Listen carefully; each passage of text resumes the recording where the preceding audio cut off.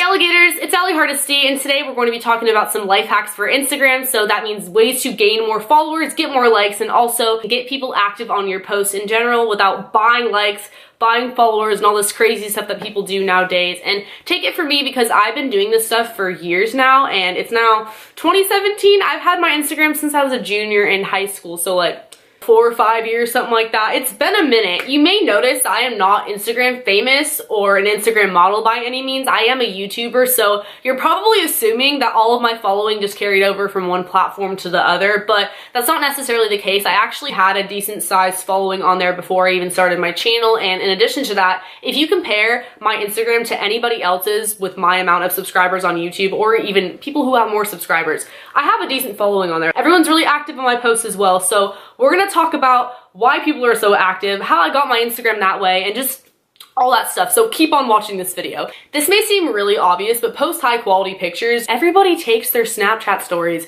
and throws them on Instagram. It's basically Snapchat 2.0, and after a while that just looks really lazy. So I'm telling you, it doesn't hurt to take pictures with your regular camera on your iPhone or your Android, or heck, if you have a professional camera, that's even better, you know, but you do not have to buy an expensive professional camera. I'm just saying, don't post pictures that were taken in the dark or that are really grainy or using the flash all the time, because people are gonna get annoyed of that, and you know, your friends might follow you, but if you really wanna grow on there and go the extra mile, I'm telling you, it doesn't hurt to have really high quality photos. Also, make sure you are posting personal photos. That means selfies, pictures with your friends, because let's face it, people are nosy. People care a lot more about what you look like and who you're hanging out with than what kind of sunset you were looking at or the food you ate for breakfast. People can look up hashtag Denny's in the tags, and a picture of waffles will come up that looks way better than your picture of waffles. Same thing with like sunsets or sunrises or whatever kind of scenery you're looking at. So people are following you to look at your post. So make sure that it is unique to you and your life and what you're doing and what you're up to, and it has you in a lot of the pictures, because that's just a lot more interesting. So I get asked a lot how I edit my photos or what kind of filters I use. The answer to that is I don't typically use filters. If I do, I'll use VSCO Cam. That's Vasco Cam in the App Store for free, which is awesome. But besides that, I edit my photos on Instagram, not the Instagram filters, but the Instagram settings. And this is a life hack for Instagram, because statistically, if you use blue in your photos, you incorporate the color blue, you get more likes. I don't know why, don't ask me why, it's a thing, but I'll show you guys how. I'm gonna try my hardest to focus it. So we're gonna press next and then edit. If you go over here, you will see something called colors, and if you notice, there are two blues. There's a light blue and a dark blue. When you click, it's going to automatically show up on 50. I usually drag it down to around 30. Hit done, done, next. And another Instagram life hack, my phone is on airplane mode so I can post and it'll fail, but then it will save in my camera roll. But basically the point of this mini tutorial was to show you guys that people will be more prone to like your pics if you have blue on them. Another tip I have for you guys would be to stay active and post often. I've had trouble with this in the past. I usually post a lot or not at all for like a week, just depending on like if I have a life that weekend or not, like if I go out with my friends or not, then I'm gonna post. But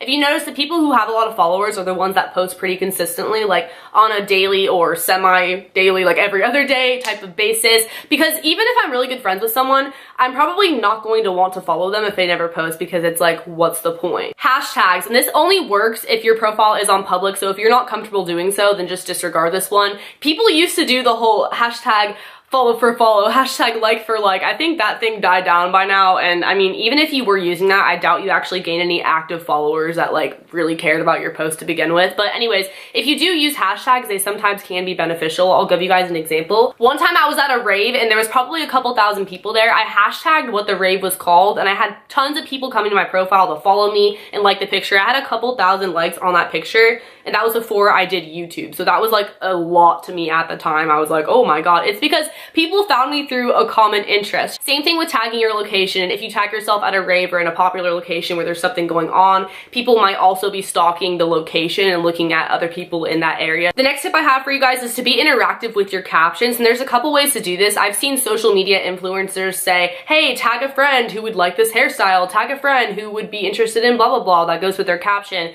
And I feel like you kind of have to have a following already in order to do that, but like, you get the point. They're trying to have more people tagged to their profile to follow them. But on the contrary to that, this is something that everyone can do, and that is writing captions that actually have meaning to the photo. Andrea Russa is a perfect example of this. If you are subscribed to her on YouTube, you may be following her Instagram, and I follow her because she's beautiful. She posts really cool makeup and outfits, but her captions are what make me like all her pictures because she's so personal. She's not afraid to open up. That may seem really easy to do, but when you think about it, how many times have you posted a photo with just a hashtag or emojis because you didn't know what to say? At least for me, I'm more likely to like the photo if I laughed at the caption or I thought it was relatable or I had some type of emotional response to whatever they wrote. Another tip is staying active on other people's photos. So that means liking people's stuff. They're more likely to reciprocate because when you really think about it, are you more likely to type in someone's username just on a whim or click on somebody who already liked your photos and go like their photos back? It just makes sense. Same thing with commenting on other people's pictures. So not only is that person more likely to show love back, but other people will see your name pop up in the comments and click on your name and end up following you, end up looking at your pictures. But that's actually how you get into the Instagram recommended page. If you have a lot of likes, you have a lot of comments, and also it's sort of based off like who you know and who you follow, but you get the idea. Shout out pages. This is a huge one that I feel like a lot of people don't know about, or at least don't take advantage of as much as they could if they wanted to. So there are pages for everything. Country girl shout outs, girls with cute kittens shout outs, hot boy shout outs, like honestly anything. One is Total Frat Move Girls, TFM Girls. I've been featured on there a couple of times, not on the actual page itself. I think that's like really hard to get on there, but the story, the Instagram story. So it's actually recently that happened to me twice.